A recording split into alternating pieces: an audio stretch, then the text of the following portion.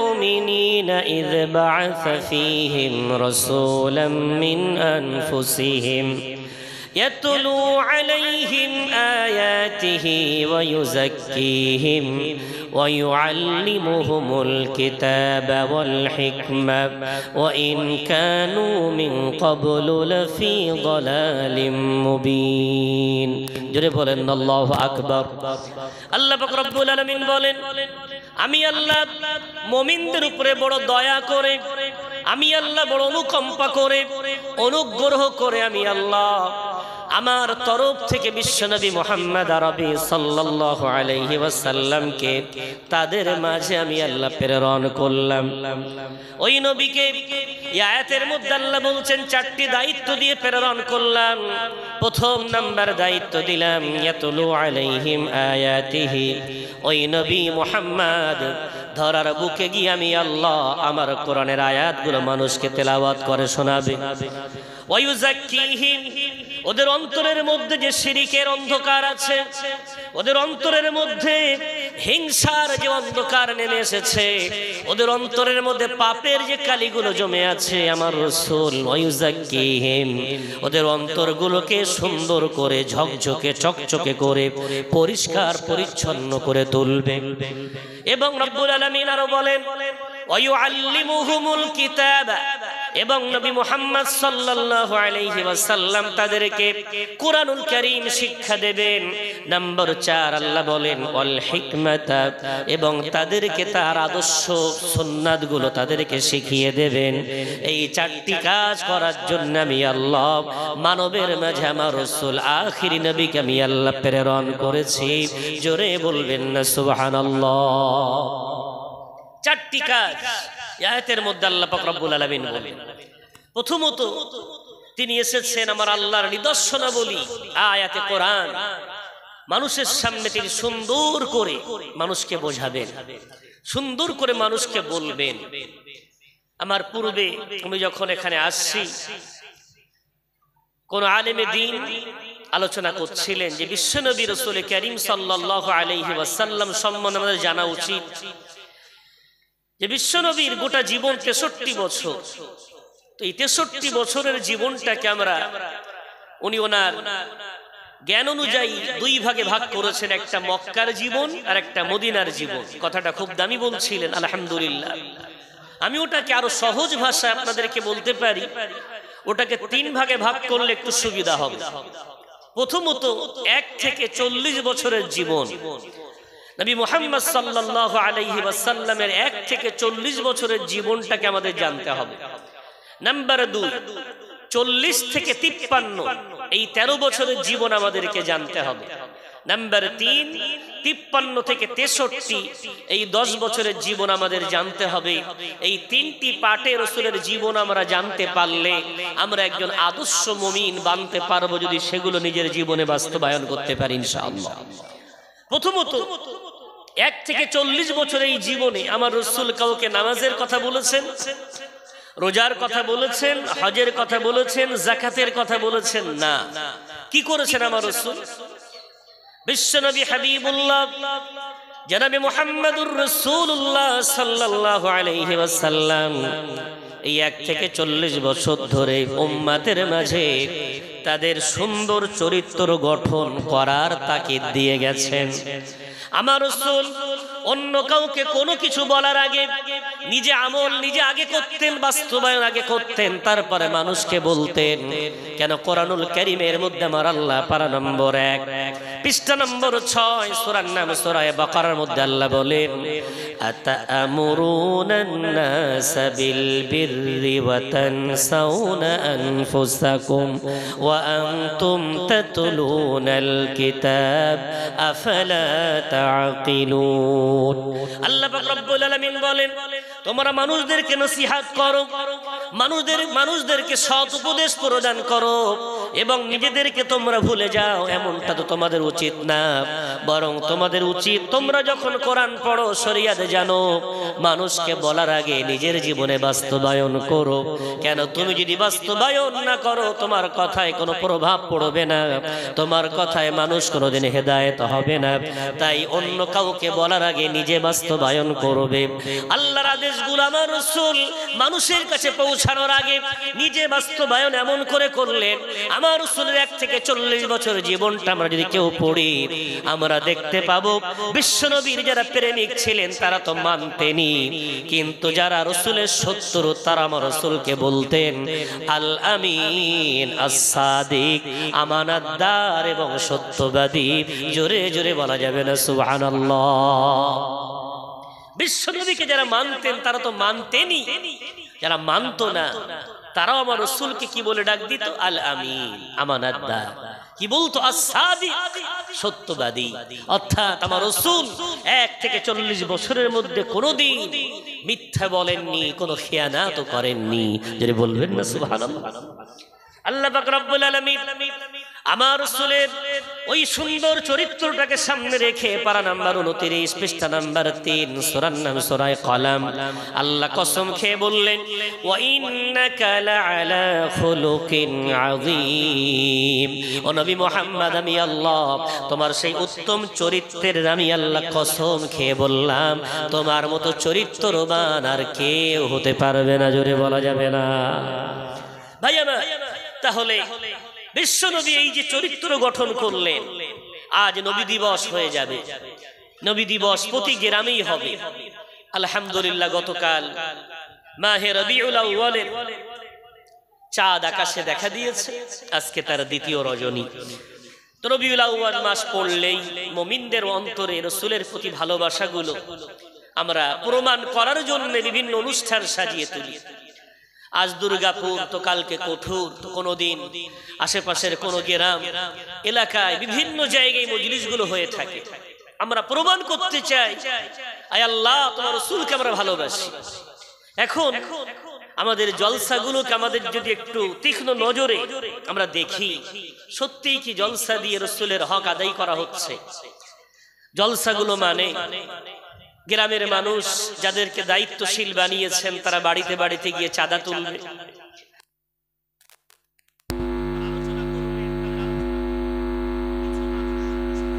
মানুষ শুনবেন, আর শেষ বক্তা যখন এসে সালাম কিয়াম করবেন তখন আমরা সবাই মিলে হাজিরা দিয়ে তাবারুকটা খেয়ে বাড়ি চলে যাব। অর্থাৎ আমার প্রতিবেশী ভাইদের মতো ওদের যেমন প্রসাদ বিলি হয়, পুজোর যখন শেষ একেবারে শেষ লগ্ন চলে আসে, তো প্রসাদ বিলি করার মতো মুসলমান জাতির অবস্থা আমরা তাবারুক নাম দিয়েছি, যে বরকতের খাদ্য আমরা খেতে আসব এবং সেটাকে যদি কমিটি আমাদেরকে নিয়ে যেতে অনুমতি দেয় বাড়ি নিয়ে যাব। এটা হলো বিশ্বনবীর ভালোবাসার জলসার ফল আদায় করেছে। সত্যিই কি জলসা মানে এমন? বিশ্বনবী হাবিবুল্লাহ জনাবে মুহাম্মদুর রাসূলুল্লাহ সাল্লাল্লাহু আলাইহি ওয়াসাল্লাম, তিনি তো আমাদের ধরার বুকে খাওয়াতে আসেননি, আমাদেরকে বিরাট সুন্দর বিরাট পরিমার্জিত বিরাট লাইটিং মাইকিং করে বিরাট জলসা জুলুস করার আদেশ দিতে আসেননি।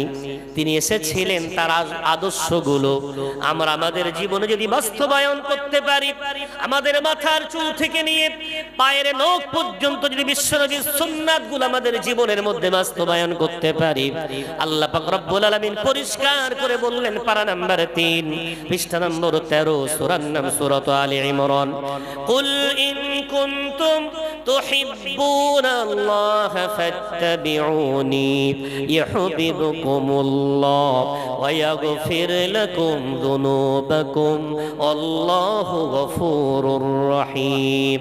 ও নবী মুহাম্মদ বলে দাও, তোমার উম্মত যদি বলে আল্লাহকে আমরা ভালোবাসি, এই ভালোবাসা তাদের প্রমাণ করার জন্য বলে দাও ফাত্তাবিউনি, আমাকে অনুসরণ করা লাগবে, আমাকে অনুকরণ করা লাগবে, আমাকে আমার সুন্নাতগুলো তোমাদের জীবনে বাস্তবায়ন করা লাগবে।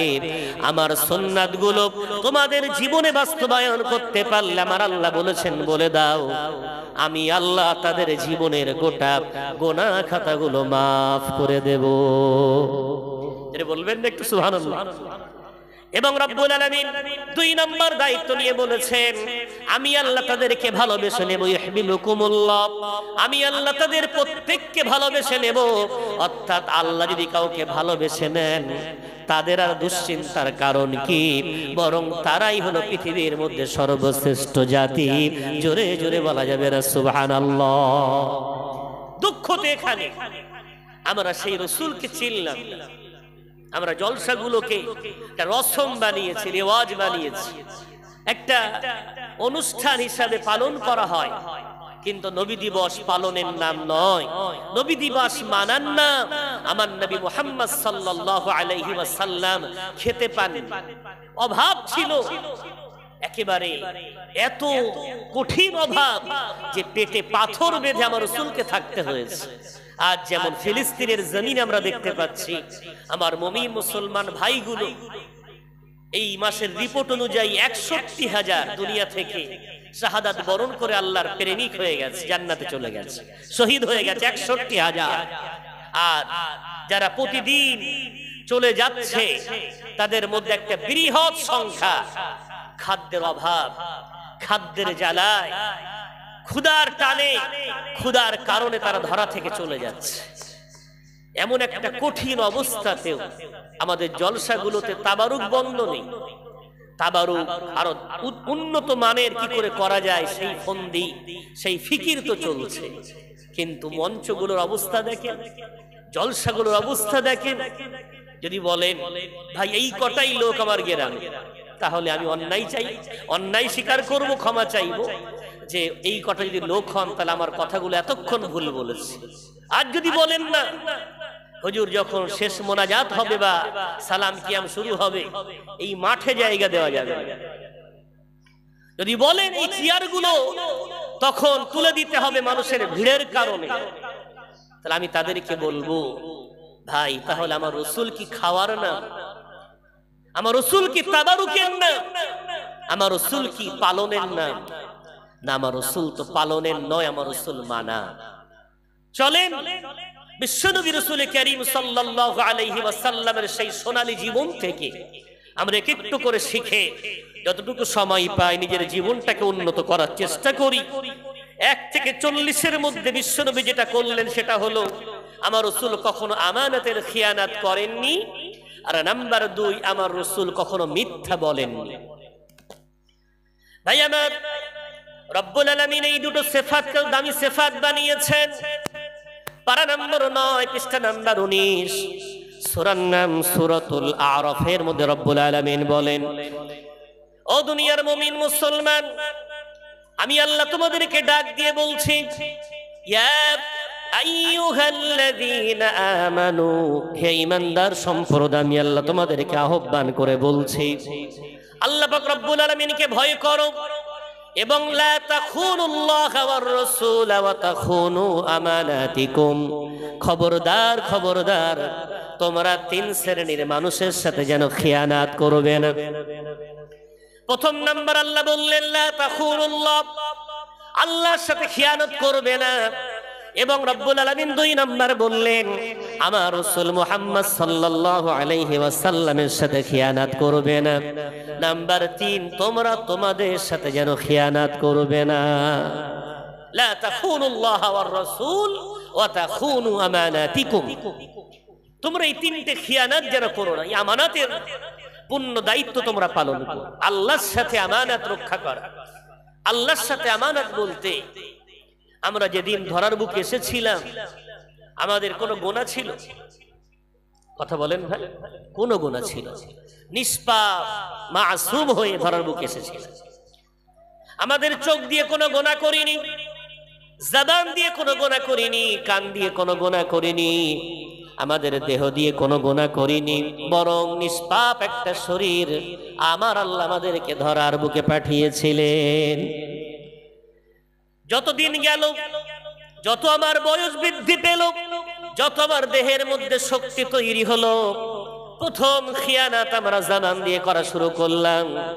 এই জবান দিয়ে প্রথম যেদিন পড়েছিলাম লা ইলাহা ইল্লাল্লাহু মুহাম্মাদুর রাসূলুল্লাহ সাল্লাল্লাহু আলাইহি ওয়াসাল্লাম। এটা পড়ার পরে আমি হয়ে গিয়েছিলাম ঈমানদার। দুনিয়ায় কত বান্দা আল্লাহ বানালেন, কত মখলুক আল্লাহ তৈরি করলেন, কিন্তু সব মখলুকেরা সব বান্দার এই কালিমা বলে না। যে বান্দাগুলো, যে বান্দিগুলো এই কালিমাগুলো বলে আমার আল্লাহ তাদের নাম দিয়েছেন, তারা হলো ঈমানদার মুসলমান। জোরে বলা যাবে না? এরা ঈমানদার।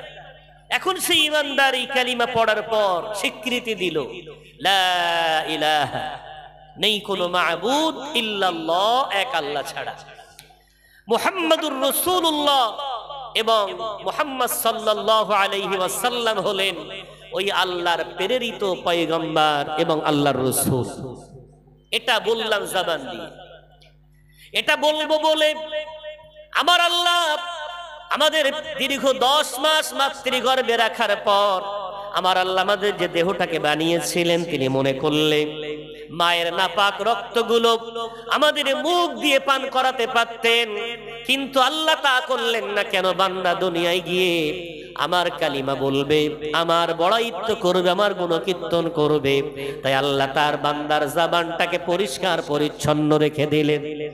বান্দা ধরার বুকে এসেও তাই করলো, কালিমা বলল, কিন্তু বলে ঈমানটাকে আল্লাহর সামনে অঙ্গীকার করার পরে, আল্লাহর সামনে দৃঢ় প্রতিজ্ঞা করার পরে রাখতে পারলাম না, বরং পদে পদে পদে পদে ওই আল্লাহর সাথে অঙ্গীকারটাকে আমরা খেয়ানাত করে দেখালাম। আমরা সেই আমানত রক্ষা করতে পারলাম না। মুখ দিয়ে বললাম আল্লাহ ছাড়া কোনো মাবুদ নাই, কিন্তু বাস্তবে তা প্রমাণ করতে পারলাম না। ঈমান ওই জন্য বলা হয় তিনটি বিষয়ের নাম: ইকরারুম বিল লিসান, জবান দিয়ে বলা; তাসদীকুম বিল কলব, অন্তর দিয়ে বিশ্বাস করা; আমাল বিল জাওয়ারিহ, অঙ্গ প্রত্যঙ্গ দিয়ে ওটার বাস্তবায়ন করা। যদি বলা যাবে এই তিনটে গুণে গুণান্বিত হতে পারলে একজন খাঁটি ঈমানদার হওয়া যায়। কিন্তু দুর্ভাগ্যক্রমে জবান দিয়ে যেটা বলি, এটার কত বড় খেয়ানাত আমার সমাজে হচ্ছে বলেন তো। মাসটা চলছে আগস্ট, এখান থেকে 10 দিন আগে 15ই আগস্ট স্বাধীনতা দিবস উদযাপন হয়েছে আমার গোটা এলাকায়। এখন আমরা মুসলমানদের সবচেয়ে বড় দুর্ভাগ্য, আমরা মুখে বিরাট চিৎকার চেঁচামেচি করতে ভালোবাসি, কিন্তু কাজে কিছু করতে আমরা রাজি না, যার জন্য এই দুর্দশা আমাদের নসিবে নেমে এসেছে। স্বাধীনতা দিবস চতুর্দিকে পালন হয়েছে। আমি যদি আমার বাবাজি যারা বসে আছেন, আমাকে জানো ভুল বুঝবেন না, আমার কোন নওজোয়ান ভাই কোন বাবাজিকে যদি বলি এই ভারতবর্ষ স্বাধীন হয়েছে কাদের বিনিময়ে, তা আমার বাবাজিরা বলবে হিন্দু, মুসলিম, জৈন, খ্রিস্টান সবাই মিলে ভারত স্বাধীন করেছে। যাক আলহামদুলিল্লাহ। তো যেহেতু আপনি মুসলমান, তো আপনার কাছে প্রশ্ন, 5 জন মুসলমানের নাম বলেন যারা ভারতবর্ষ স্বাধীন করতে গিয়ে শহীদ শাহাদাত বরণ করেছে। তার বাবাজির মাথা খারাপ, বলছে বাবাজি আমি তো জানি না। কেন জানেন না? কোন নওজোয়ান যুবককে জিজ্ঞাসা করলে ভাই আপনি বলেন, ভাই আমিও তো জানি না। কোন আমার বাচ্চাকে জিজ্ঞাসা করলে বাবু তুমি বলো, জানি না। ঠিক, কেন জানি? আমরা মুসলমান, কোথায় আন্দোলন হবে, কোথায় মিছিল হবে, কোথায় আমাকে স্লোগান দেওয়ার জন্য ডাক দেবে, আমরা সেখানে যেতে প্রস্তুত আছি, কিন্তু আসলে আমাদের জীবনটাকে আমরা মূল্যায়ন করতে রাজি না। ভাই আমার, আজ থেকে নয়, আমার বয়স 37 বছর, আপনার বয়স 55-60 বছর, কারো বয়স 45 বছর। আমাদের গোটা জীবনে স্কুলে পতাকা উত্তোলন হয়েছে দেখেছি, ক্লাবে পতাকা উত্তোলন হতে দেখেছি, প্রতিটি জায়গায় জয়ধ্বনি দেওয়া হয়। মহাত্মা গান্ধীর জয়ধ্বনি, নেতাজি সুভাষচন্দ্র বসুর জয়ধ্বনি, ক্ষুদিরাম বসুর জয়ধ্বনি, হ্যাঁ জয়ধ্বনি আমিও দিতে রাজি আছি, তাদের অবদান আছে, আমি অস্বীকার করতে পারি না। কিন্তু দুঃখ তো এখানে, ওই দিন এত মানুষের জয়ধ্বনি দেয়া হয়, আমার বীর পুরুষ, আমাদের পূর্বপুরুষ ভারতবর্ষ স্বাধীন করতে যাদের মাথা থেকে নিয়ে পায়ের নখ পর্যন্ত কাউকে ফাঁসির মঞ্চে ঝোলানো হয়েছে, কাউকে বুকে গুলি করে বুকটাকে ঝাঁঝরা করে দেওয়া হয়েছে, কাউকে জেলখানার মধ্যে পচে গলে তার দেহটাকে পোকামাকড়ে খেয়েছে। এমন হাজারো বীর যোদ্ধা, তাদের নামগুলো আজকে কেন উচ্চারণ করা হয় না? কেন উচ্চারণ করা হয় না? এর জন্য কে দায়ী? আমি জানি আপনারা বলবেন এর জন্য ইতিহাস দায়ী। একদম, আমিও তাই বলি, ইতিহাস দায়ী। কিন্তু এটা তো জানেন, আল্লামা ইকবাল রহমাতুল্লাহ আলাইহি একটা সুন্দর উর্দু কবিতা বলেছেন, बर्बादे गुलिस्ता करने को बस एक ही उल्लू काफी है, बर्बादे गुलिस्ता करने को बस एक ही उल्लू काफी है, हर शाख में उल्लू बैठा है, अंजामे गुलिस्ता क्या होगा। একটা ফুলের বাগান নষ্ট করার জন্য একটা ভোতম পেঁচাই যথেষ্ট, কিন্তু দুর্ভাগ্যক্রমে ফুলের বাগানের প্রতি ডালে ডালে ভোতম পেঁচা বসে আছে। ওই ফুলের বাগানের অবস্থা কি হতে পারে? ভাই আমার, আজ নবী দিবস, আপনি বলতে পারেন হুজুর নবী দিবস এই কথা কেন বলছেন? আসলে আমরা তো ভুলে গেছি, ইসলাম শুধু মাথায় টুপি দেওয়ার নাম নয়, ইসলাম শুধু মুখে দাড়ি রাখার নাম নয়, ইসলাম শুধু মসজিদের মধ্যে হাত বেঁধে দাঁড়িয়ে নামাজ আদায় করার নাম নয়, ইসলাম শুধু কোরআন সামনে খুলে রেখে তেলাওয়াত করার নাম নয়, ইসলাম নাম হলো পূর্ণ জীবন ব্যবস্থার। একটু জোরে বলা যাবে? স্বাধীনতা শিখিয়েছেন আমাদের রাসূল সরওয়ারে কায়নাত মুহাম্মদ আরবি সাল্লাল্লাহু আলাইহি ওয়াসাল্লাম। দেশের মহব্বত আমার রাসূল শিখিয়েছেন, দেশের প্রেম আমার রাসূল শিখিয়েছেন। মনে পড়ে না আপনাদের? মক্কা ভূমি ত্যাগ করছেন, মক্কার পানে বারবার তাকাচ্ছেন আর বলছেন, ওরে বাইতুল্লাহ চলে যাচ্ছি বটে, আবার তোর কাছে ফিরে আসবো, আবার তোর কাছে ফিরে আসবো, আবার তোর কদমে আমি এসে আমার কপালটা ঝুঁকিয়ে দেব, আবার তোর কদমে এসে আমার সাথীদেরকে নিয়ে আবার ওই মক্কা ভূমিতে আমি তওয়াফ করব। আজ কাফেরদের অত্যাচারে চলে যাচ্ছি বটে, আবার তোকে বিজয় করব। একটু জোরে বলা যায়? জি, লম্বা ঘটনা, আমি ওদিকে গেলে আসল জায়গায় পৌঁছাতে পারবো না। দুঃখ এখানে, আজকে আমরা বলি ভারতবর্ষ আরএসএস এর হাতে চলে গেছে, ভারতবর্ষে ডালে ডালে ভোতম পেঁচা বসে আছে, প্রত্যেক জায়গায় ভোতম পেঁচা বসে আছে। আমাদেরকে কি করে শোষণ করবে, আমাদের কি করে অত্যাচার করবে, আমাদের কি করে দাবিয়ে রাখবে, ডালে ডালে ভোতম পেঁচা বসে আছে। যে ভারতবর্ষ একদিন পৃথিবীর শ্রেষ্ঠ দেশ, যে ভারতবর্ষ সম্বন্ধে আল্লামা ইকবাল বলেছেন, সারে জাহাঁ সে আচ্ছা হিন্দুস্তান হামারা, গোটা পৃথিবীর মধ্যে আমার ভারত এত সুন্দর, যেখানে এক ধরনের জাতি না, ভিন্ন ভিন্ন জাতি, ভিন্ন ভিন্ন রং, ভিন্ন ভিন্ন ভাষী, সেইখানে এক হয়ে এক দেহ নিয়ে জীবন যাপন করে। এই সুন্দর দেশটাকে, এই সুন্দর ফুলের বাগানটাকে যারা নষ্ট করছে, ওদেরকে নষ্ট করতে দিয়েছে কারা? দিয়েছে অন্য কেউ নয়, আমরা, অন্য কেউ না। এই মঞ্চে উঠতে সবার একটু ইচ্ছা হয়, বক্তা সাজতে সবার একটু ভালো লাগে, চেয়ার দখল করতে সবার একটু ইচ্ছা হয়। গোটা ভারতবর্ষের ইতিহাস বিকৃত করা হয়েছে। আমার ছোট্ট ছোট্ট ভাই বোনগুলোকে স্কুলে পতাকা উত্তোলন করার সময় বলা হয়েছে, ভারত স্বাধীনতায় মুসলমানের অবদান নেই। অবদান কার? মহাত্মা গান্ধী, নেতাজি সুভাষ চন্দ্র বসুর, ক্ষুদিরাম বসুর, জওহরলাল নেহেরু। আমার বাচ্চাগুলো সেখানে গিয়ে ফুলের মালা দিয়ে বাতাসা খেয়ে, জিলাপি খেয়ে, অথবা তাদের দেওয়া কিছু মিষ্টি মিঠাই খেয়ে বাড়ি এসেছে। ওই বাচ্চাটা প্রকৃতপক্ষে ইতিহাস জানে না, জানতে দেইনি আমি। কেন? ডালে ডালে ভোতম পেঁচা যখন জানতে পেরেছি, আমরা তখন কি করেছি? ভোতম পেঁচা হঠাৎ করে আসেনি। আজকে 2025, 1925 সালে মাত্র 5 জন আরএসএস ওরা এক জায়গায় বসে অঙ্গীকারবদ্ধ হয়েছিল 2025-এর মধ্যে ভারতবর্ষকে তারা হিন্দু রাষ্ট্রে পরিণত করবে। কজন? কজন? মাত্র 5 জন। তারা 100 বছর ধরে, নিশ্চয়ই শুনছেন, তাদের 100 বছর পূর্ণ হচ্ছে এই সেপ্টেম্বরে। তাই তারা সেই উপলক্ষে একটা বিরাট সমাবেশ করতে চলেছে ভারতবর্ষের বুকে। 100 বছর ধরে ওরা কি করেছে? ওরা করেছে রিক্সা ইউনিয়ন, ওরা করেছে শ্রমিক ইউনিয়ন, ওরা করেছে ব্যবসায়ী ইউনিয়ন, ওরা করেছে উকিল ইউনিয়ন, ওরা করেছে ব্যারিস্টার ইউনিয়ন, ওরা করেছে টিচার ইউনিয়ন, ওরা করেছে সমাজের বুকে শিক্ষিত যারা তাদেরকে নিয়ে শিক্ষিত ব্যক্তিদ্বয় তাদেরকে নিয়ে ইউনিয়ন। এক কথায় এমন কোন মঞ্চ নেই যেখানে ওদের ইউনিট এবং ঐক্যতা এবং তাদের মধ্যে একটা বিরাট দল নেই। নিচু থেকে উপর পর্যন্ত সব ওরা সাজিয়েছে 100 বছর পরিশ্রম করে। আর আমরা 100 বছর ধরে কি করেছি? নিজেদের মধ্যে করেছি দলাদলি। হাত নাভির তলায় বাঁধবো না বুকের উপরে বাঁধবো, আমি নাচতে বলবো না জোরে বলবো, আজানের পরে হাত তুলবো না তুলবো না, আমরা সালাম কিয়াম করবো কি করবো না, টুপি লম্বা পরবো না গোল পরবো, জামা গোল হবে না চেরা হবে। আমরা যখন 100 বছর ধরে নিজেদের ঘরকে আমরা ভাঙায় ব্যস্ত, তখন ওরা ওদের ঘর গড়ায় ব্যস্ত ছিল।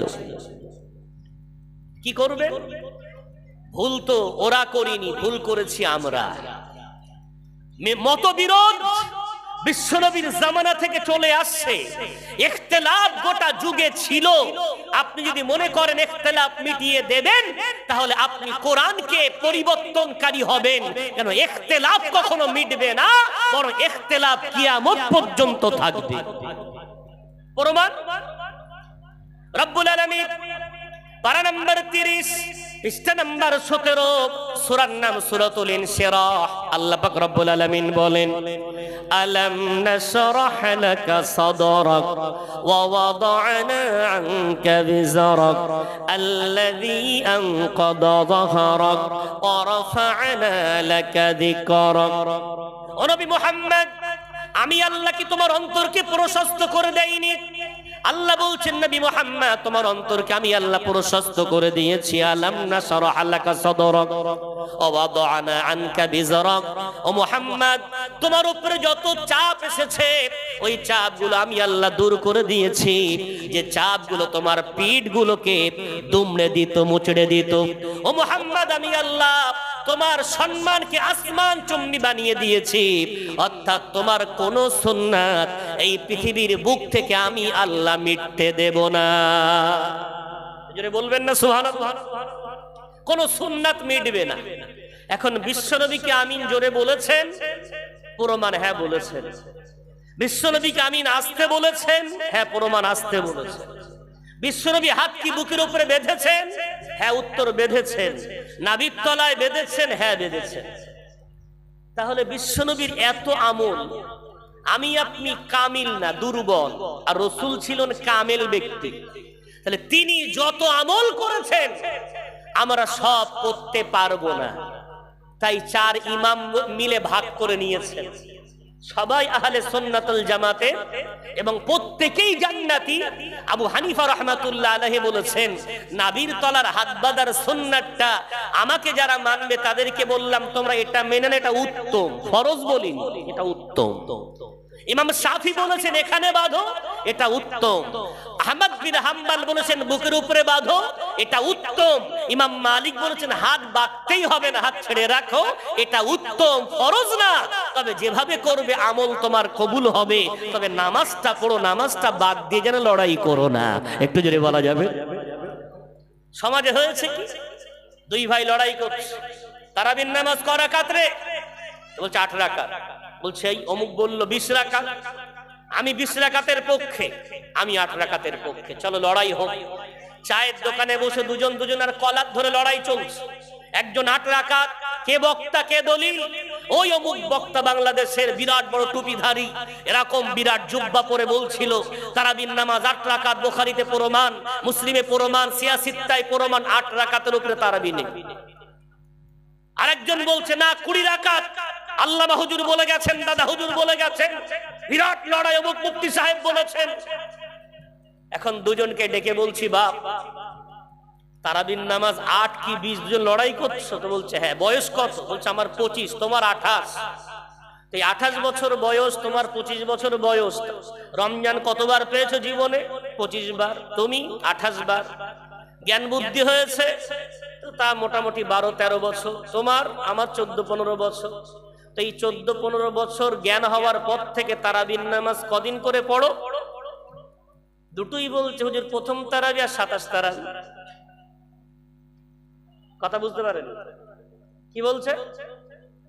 প্রথম তারাবি আর 27 তারাবি। লড়ছে কি নিয়ে? তারাবির নামাজ 8 না 20? বিরাট লড়াই। লড়াই করতে ভালো লাগে জাতি, মতবিরোধ করতে ভালো লাগে জাতি, কিন্তু নামাজ পড়ে প্রথম আর 27। আখিরি জোহর নিয়ে বিরাট লাফালাফি ঝাপাঝাপি। আখিরি জোহর পড়া আল্লাহ ওয়াজিব বলেছেন। আখিরি জোহর ইচ্ছাকৃত কাজা করলে সে কাফের হয়ে যাবে, তার পিছনে নামাজ হবে না। বিরাট ফতোয়া। মসজিদের নাম আমিনিয়া সিদ্দিকিয়া, মসজিদের নাম আল্লামা হুজুরের মতাদর্শের মসজিদ।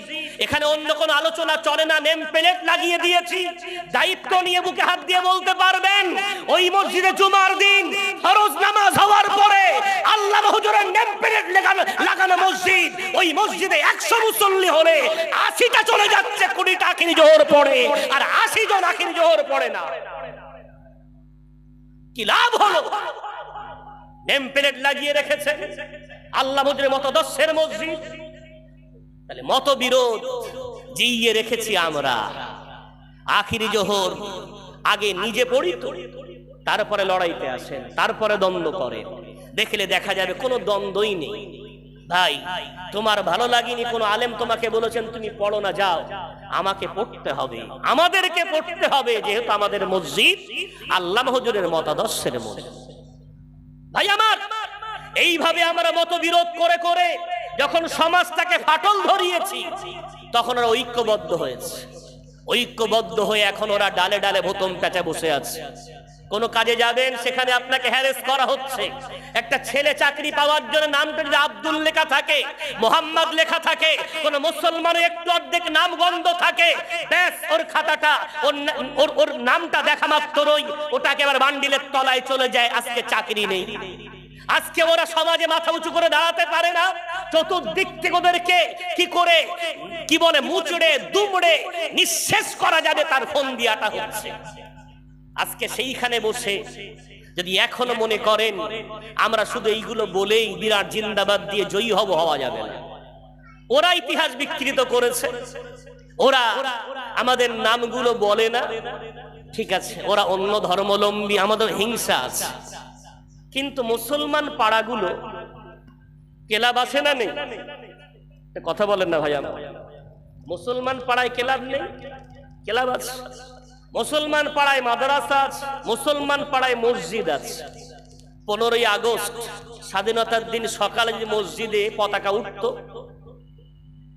ফজরের নামাজের পরে ইমাম সাহেব যদি মুসল্লিগুলোকে নিয়ে বলতেন, ও মুসল্লিগণেরা বসে যান, অথবা এক জুমা আগে যদি বলে দিতেন মুসল্লিগণেরা আগামী 15ই আগস্ট জুমার নামাজ অথবা যেদিন স্বাধীনতা হবে ওই দিন আমরা কিন্তু আমাদের মসজিদে পতাকা উত্তোলন করব।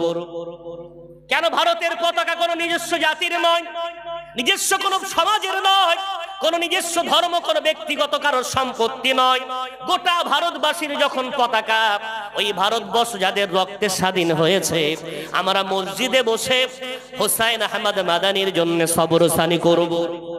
আমরা ওই দিন আমাদের মসজিদ থেকে আল্লামা ফজলে হক খায়রাবাদীর জন্য সবরসানি করব, টিপু সুলতানের জন্য আমরা সবরসানি করব, ওই দিনে খান আব্দুল গফফারের জন্য আমরা সবরসানি করব, মাওলানা শওকত সাহেবের জন্য সবরসানি করব, আমরা সৈয়দ কি বলে হুসাইন আহমদ মাদানির জন্য আমরা সবরসানি করব, শহীদ ইসমাইল শহীদের জন্য আমরা সবরসানি করব, শহীদ তিতুমিরের জন্য আমরা সবরসানি করব। যদি প্রতি মসজিদে পতাকা উত্তোলন করার সময় 10 জন 15 জন 20 জনের যদি নাম আমার মুসল্লিগুলোকে বলতাম, আমার সমাজের বাচ্চাগুলোকে বলতাম, ওরা অন্তত জানতে পারত এই ভারতবর্ষ স্বাধীনতা লাভ করেছে শুধুমাত্র হিন্দুদের রক্তে নয়, বরং আমাদের পূর্বপুরুষের রক্তে। মাথাটা নিচু করে নয়, ওরা সেদিন মাথা উঁচু করে স্বাধীনতা পালন করত। একটু জোরে বলা যায়, করা যায় না সবরসানি? আজকে যে মসজিদে আল্লাহু আকবার বলছেন, এটা তাদের রক্তের বিনিময়ে উচ্চ আওয়াজে আজকে আমরা আল্লাহু আকবার বলতে পারছি। এই যে মুখে দাঁড়িয়ে রেখেছি, এর পিছনে আমাদের বাংলার গর্বতী তুমির রহমাতুল্লাহ আলাইহির বিরাট অবদান আছে। আমাদের কাটিয়াটপুরা জমিদার কৃষ্ণদেব তিতুমির তখন বেঁচে আছে। তিতুমিরের সাথে তার বিরাট লড়াই হয়েছিল। কারণটা কৃষ্ণদেব ঘোষণা দিয়েছিল, এই দাড়ি রাখলে তাকে 50 টাকা কর দিতে হবে। ওই কৃষ্ণদেব ঘোষণা দিয়েছিল যে মুসলমানদের যদি কোনো ছেলের জন্ম নেয়, ওর নামটা মুসলমান রাখলে 100 টাকা কর দিতে হবে। কোনো মাটির মসজিদ বানালে 200 টাকা কর দিতে হবে। কোনো পাকা মসজিদ বানালে তাকে 500 টাকা কর দিতে হবে। ওই কৃষ্ণদেবের বিরুদ্ধে যুদ্ধের ঘোষণা দিয়েছিলেন তিতুমির রহমাতুল্লাহ আলাইহি। একটু জোরে বলা যাবে?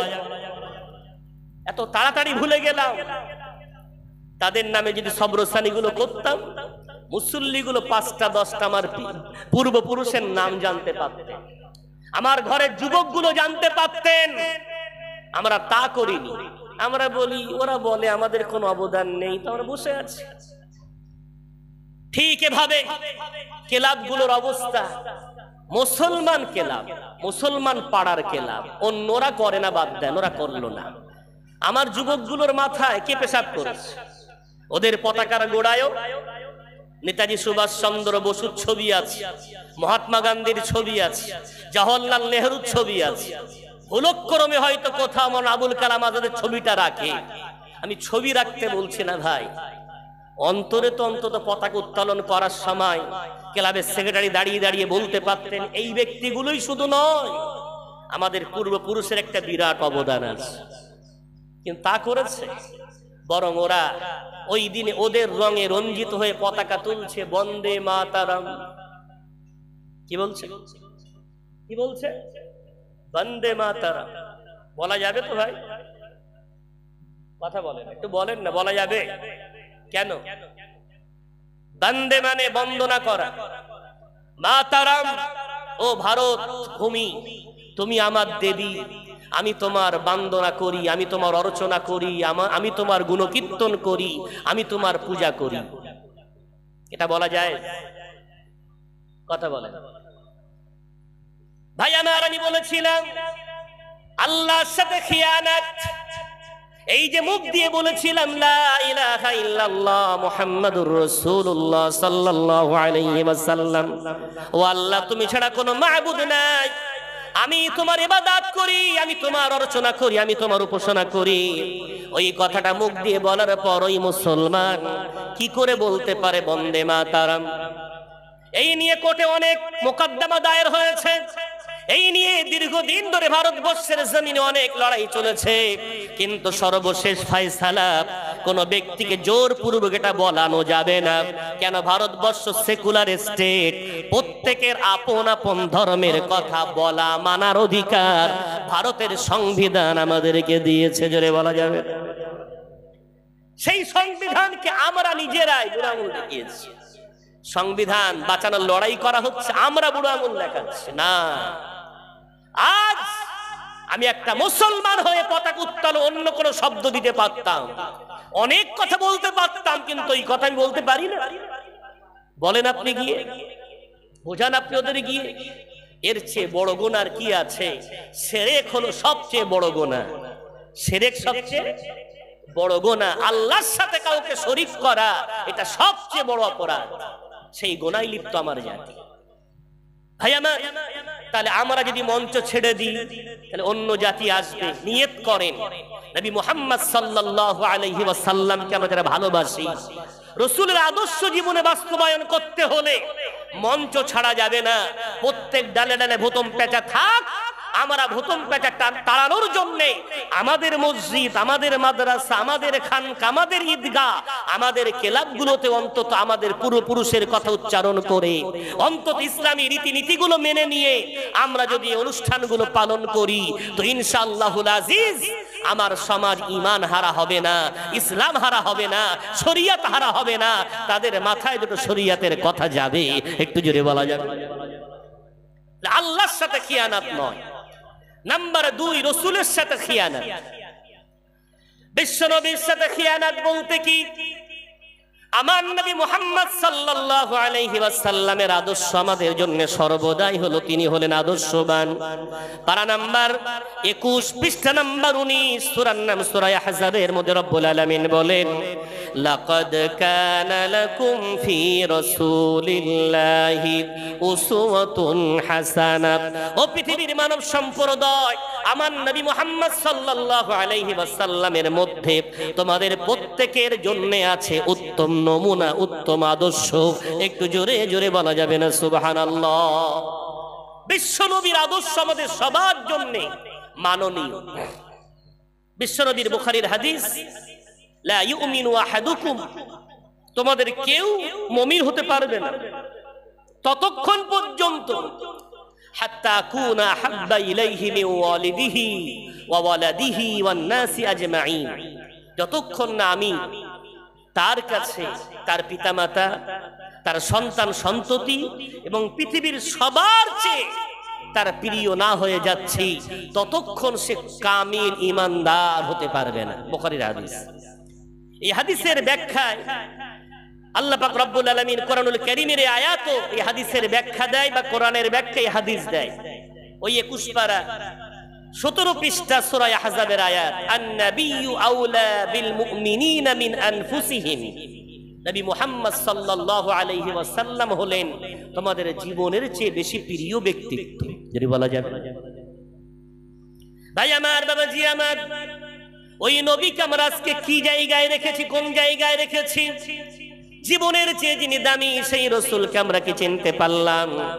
বিশ্বনবীর প্রাণ প্রিয় সাহাবা আব্দুল্লাহ ইবনে যায়েদ রাদিয়াল্লাহু তাআলা আনহু, ইহুদিরা তাকে গ্রাস করেছে, বন্দী করেছে, মুশরিকদের কাছে তাকে বিক্রয় করে দেয়া হয়েছে। এখন মুশরিকরা যখন যায়েদ রাদিয়াল্লাহু তাআলা আনহুকে ফাঁসির কাস্টে ঝোলাবে, এমন সময় কিছু মুশরিক যায়েদ রাদিয়াল্লাহু তাআলা আনহুকে বলছেন, ও যায়েদ, তোমাকে এক্ষুনি শুলি কাস্টে ঝোলানো হবে। এখন বলো, তুমি যদি এই মুহূর্তে তোমার জায়গা থেকে নিষ্কৃতি পেয়ে যাও, তোমাকে যদি আজাদ করে দেওয়া হয়, ছেড়ে দেওয়া হয়, আর তোমার জায়গায় মুহাম্মদকে আনা হয় এবং তোমার জায়গায় মুহাম্মদকে শুলি দেওয়া হয়, কেমন হয় বলো তো? ওই কঠিন অবস্থাতে দাঁড়িয়ে চিৎকার করে বললেন, কি বললি ওরে বিয়াদব, খবরদার এমন কথা আমার সামনে আর বলবি না। বিশ্বনবী হাবিবুল্লাহ জনাবে মুহাম্মদুর রাসূলুল্লাহ সাল্লাল্লাহু আলাইহি ওয়াসাল্লামের পায়ে একটা কাটা ফুটুক আর আমি বেঁচে থাকবো, আর আমার রাসূলের পায়ে কাটা ফুটবে, এতটুকু তো আমি তো বরদাস্ত করতে পারি না। যেটা বলবেন না, বিশ্বনবীর পায়ে কাটা ফুটবে, আমি বেঁচে থাকবো, এতটুকু তো আমার সহ্য হবে না। বিশ্বনবীকে এত ভালোবাসতেন। খালিদ বিন ওয়ালিদ রাদিয়াল্লাহু তাআলা আনহু যুদ্ধের ময়দানে যুদ্ধ করছেন তুমুল বেগে, হঠাৎ করে মাথার পাগড়িটা পড়ে গেল। খালিদ বিন ওয়ালিদ 70 তলোয়ারের সামনে পরোয়া করলেন না। এই পাগড়ি তুলতে গেলে ওই তলোয়ার আমার গর্দানে লাগতে পারে, কোনো পরোয়া নাই। তলোয়ার চালানো বন্ধ করে দিয়ে ঘোড়া থেকে নিচে লাফ দিয়ে পড়লেন।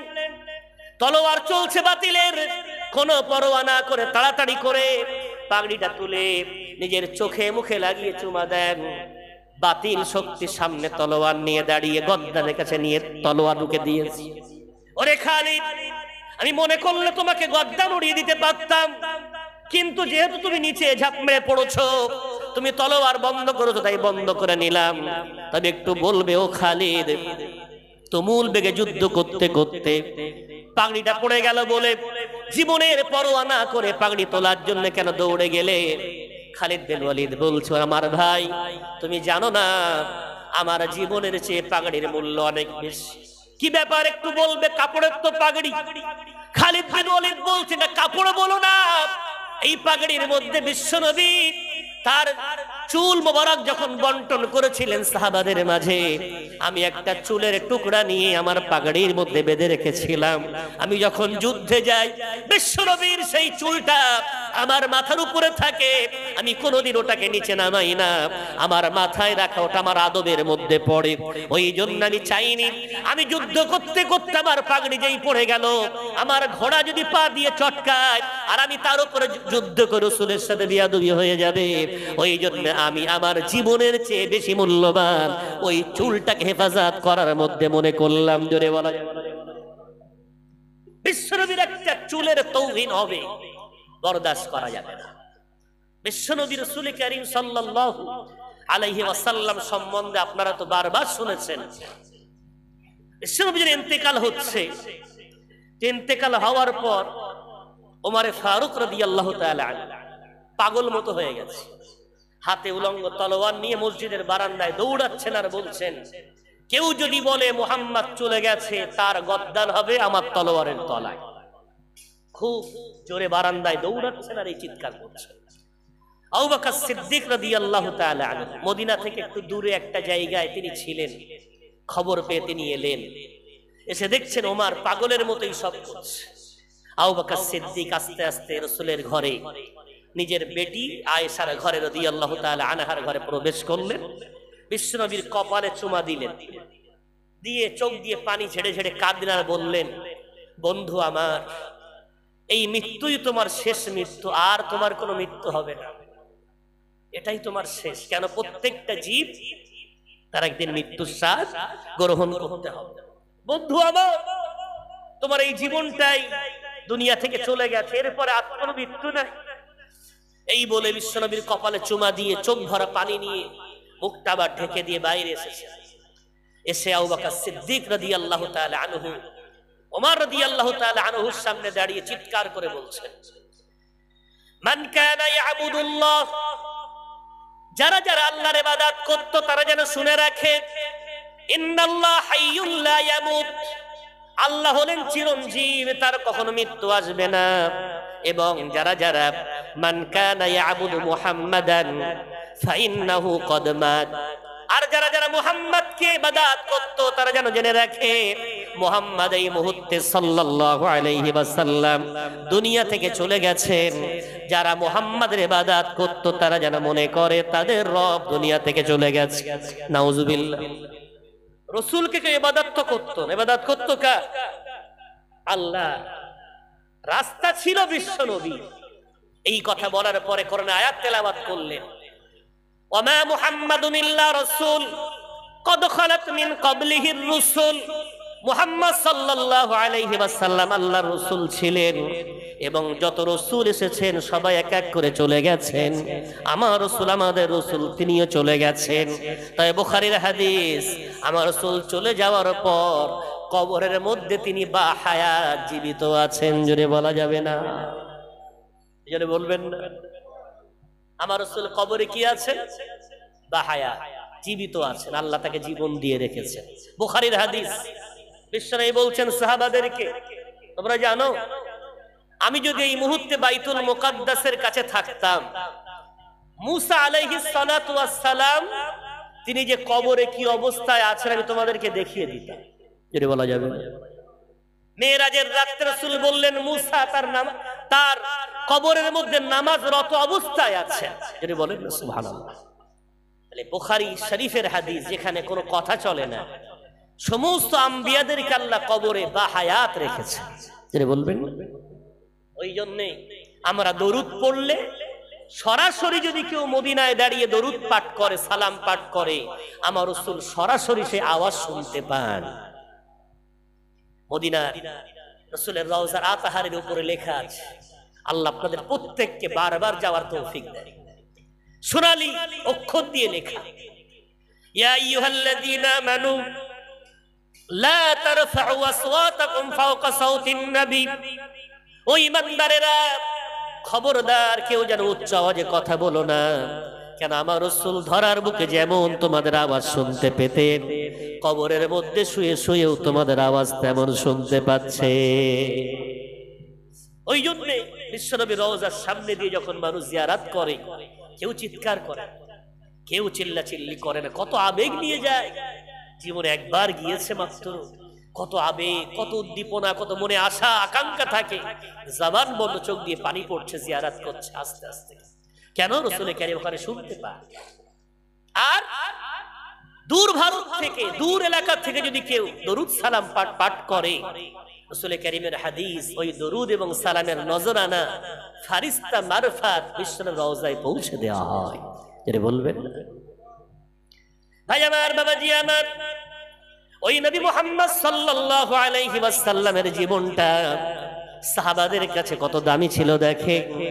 তারা জীবনের পরোয়া না করে, তারা নিজের জীবনে বেঁচে থাকতে রাজি নয় যে রাসূলের পায়ে কাটা ফুটুক, আমি বেঁচে থাকবো, বরং বিশ্বনবীর পায়ে কাটা ফোটাও তারা বরদাস্ত করতে পারতেন না, এতটা ভালোবেসে গেছেন। কিন্তু আজ আমরা সেই বিশ্বনবীর, শুধু বিশ্বনবীর উপরে আক্রমণ নয়, আজকে বিশ্বনবীর সুন্নাতের উপরে এত আক্রমণ হওয়ার পর আমাদের কোনো কষ্ট হয় না, আমাদের কোনো দুঃখ লাগে না, বরং আমরা ইমানদার বিন্দাস বড় আনন্দের মধ্যে জীবন যাপন করছি। রাসূলের সুন্নাত চোখের সামনে কি করে বিলীন হচ্ছে দেখেন।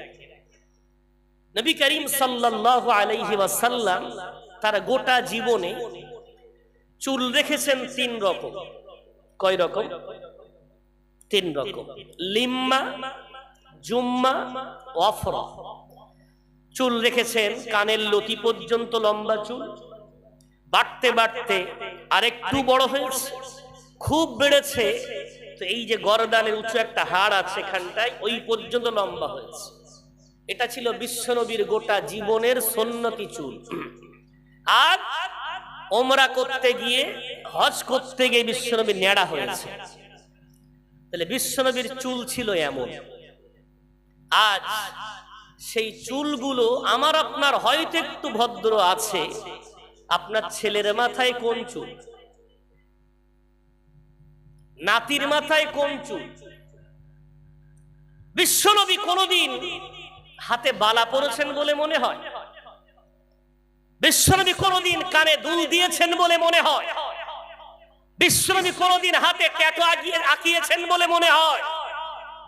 বিশ্বনবী কোনদিন তার গাটের নিচে কাপড় পরেছেন বলে মনে হয়? বিশ্বনবী কোনদিন ছেঁড়া প্যান্ট পরেছেন বলে মনে হয়? আজ বিশ্বনবীর ভালোবাসার দাবিদার, আহারে, রাসূলের সুন্নাত গুলো পা দিয়ে চটকানো হচ্ছে। আমার ছেলের মাথার চুলগুলো রাসূলের সুন্নাতের পরিপন্থী বিপরীত, আমার বাচ্চার গায়ের পোশাক সুন্নতের পরিপন্থী বিপরীত, আমার ঘরের সন্তানের কৃষ্টি কালচার সুন্নাতের বিপরীত, অথচ আমাদের কোনো কষ্ট হয় না। বিরাট বড় জলসা দিয়েছেন, আমি আগেই বলেছি, জলসা যদি না দেন, লিখে রেখে দেন কথাটা, যাচাই করে প্রমাণ করে ভুল হয়ে যদি হয়, আমি সারা জীবন আপনাদের গোলামি করব। নবী দিবস দেবেন না, কোনো গুনাহ হবে না, কারণ নবী দিবস যদি না দেন তার জন্য শরীয়ত কোনো হুকুম দেয়নি। এটা করা ফরজ, এটা করা ওয়াজিব, এমন কোন ফতোয়া ইসলাম দেয়নি। তবে নবী দিবস পালন করতে গিয়ে যদি রাসূলের সুন্নাতের অবজ্ঞা করা হয়, সুন্নাতের সাথে খেলা করা হয়, রাসূলের সাথে বিয়াদবি করা হয়, ওই জলসা রহমত নয় বরং গজব বয়ে আনতে পারে। কেন? রাসূলের ভালোবাসায় জলসা হচ্ছে মানে আমার বিশ্বাস শরীয়তের মত অনুযায়ী মদিনার কামলিওয়ালা, মদিনা রওজা তাহার থেকে ওনার কাছে খবর যাচ্ছে বিকাল থেকে, ও মুহাম্মদ, দুর্গাপুরের মানুষ তোমার একদল পাগল পারা উম্মাত উম্মাতিনী, তোমার একদল উম্মাত উম্মাতিনী নারী পুরুষ, তারা 2 টাকা 5 টাকা 10 টাকা করে চাঁদা তুলে আজকে তোমার জীবন আদর্শ শুনবে বলে ওলামাদেরকে দাওয়াত করেছেন। তারা সেগুলো শুনবে, কখনো কাঁদবে, কখনো হাসবে, তোমার স্মৃতি শুনে শুনে তাদের জীবনগুলো সমুন্নত করবে, তোমার নামে দরুদ পড়বে, তোমার নামে সালাম হবে, তোমার নামে আল্লাহর কাছে সবরসানি হবে। আমার রাসূলের কাছে খবর আছে, কিন্তু সেই খবরে যদি আমরা মাঝখানে একটু ভেজাল ঢেলে দিই, ক্ষতি করি, বিশ্বনবীকে কষ্ট দিই। স্মৃতি সভা দুনিয়ায় বড় বড় আলেমদের হয়, অলিদের হয়, আর আমার রসুলের এটা স্মৃতি সভা, নবী দিবস। সেখানে তো বিয়াদবি না, ছোট্ট করে হোক না। কে বলেছে এত লাইটিং মাইকিং করতে? মসজিদের মধ্যে করেন, 20 জন মুসল্লি নিয়ে করেন না, কোনো গোনা হবে না। বড় ওই ছোট্ট মজলিসটা বেশি সওয়াবের কারণ হবে এই খালি চেয়ার রেখে জলসা চালানোর তুলনায়। কথা কি বুঝতে পারছেন ভাই আমার? বিশ্বনবী হাবিবুল্লাহ জনাবে মুহাম্মদুর রাসূলুল্লাহ সাল্লাল্লাহু আলাইহি ওয়াসাল্লামকে ওই জন্য আল্লাহ বললেন, খিয়ানত যেন রাসূলের সাথে করো না। আমার রাসূলের সুন্নাতগুলো সর্বদাই তোমার জীবনে বাস্তবায়ন করতে থাকো। কেন? আমার রাসূলের সুন্নাত ছাড়া আমি আল্লাহ কোনো আমল কবুল করব না। প্রত্যেকটা আমলে রাসূলের সুন্নাত লাগবে। কেমন? গোটা কোরআনে আল্লাহ নামাজের কথা বলেছে। এখন নামাজ পড়া কি? আল্লাহর হুকুম। নামাজ পড়া কি? কথা বলে আল্লাহর হুকুম। এখন নামাজ পড়া আল্লাহর হুকুম গোটা কোরআনে কোথাও নেই কখন নামাজ পড়তে হবে বা কখন নামাজ পড়তে হবে না। নামাজ পড়তে হবে এতটুকু হুকুম। আপনি কোরআন পড়ে সূর্য যখন উঠছে তখন দাঁড়িয়ে গেছেন আল্লাহু আকবার। নামাজ পড়া আল্লাহর হুকুম, তো এই নামাজ পড়ছি, সূর্য উঠছে উঠুক। সূর্য আল্লাহর আর আমার ইবাদত তো আল্লাহর জন্য হচ্ছে। নামাজ পড়ে নামাজ কবুল হবে ভাই? সূর্য মাথার উপরে জাওয়ালের সময় নামাজ পড়ছেন, আল্লাহু আকবার, নামাজ হবে? রোজা রাখা আল্লাহর হুকুম, আল্লাহ কোরআনে বলেছেন। তো সুফি সাহেব মানুষ সারা বছর রোজা করবে নিয়ত করে ফেলেছে, ঈদের দিন রোজা রেখেছে, সওয়াব হবে না? কেন? আল্লাহর হুকুম মানলেই সওয়াব হয় না, বরং আল্লাহর হুকুম যদি রাসূলের সুন্নাত মোতাবেক না হয় আমার আল্লাহ আল্লাহর হুকুমটাকেও কবুল করবেন না। কেন? আল্লাহ এই জন্য বলেছেন, পারা নম্বর 28 পৃষ্ঠা নম্বর 5, সূরার নাম সূরা হাসর, ওয়ামা আতাকুমুর রাসূলু ফাখুযুহু ওয়ামা নাহাকুম আনহু ফান্তাহু। ও পৃথিবীর মুমিন মুসলমান, আমার রাসূল তোমাদেরকে যেভাবে শিক্ষা দিয়ে গেছেন ওইভাবেই তোমরা আমল করবে, আর আমার রাসূল যেগুলো তোমাদেরকে নিষেধ করে গেছেন ওগুলো বর্জন করে দেবে। কেন? আমি আল্লাহ আমার বিধানটা রাসূলের তরিকা ছাড়া কোনোদিন কবুল করব না। ওই জন্য নামাজ পড়লেই কবুল হবে না, বরং তাতে লাগবে রাসূলের সুন্নাত তরিকা। জোরে বলা যাবে না একটু সুবহানাল্লাহ? তাহলে আপনি কি মনে করছেন দাড়ি রাখলেই সব হবে? দাড়ি রাখতে গেলে রাসূলের সুন্নাত মোতাবেক রাখতে হবে।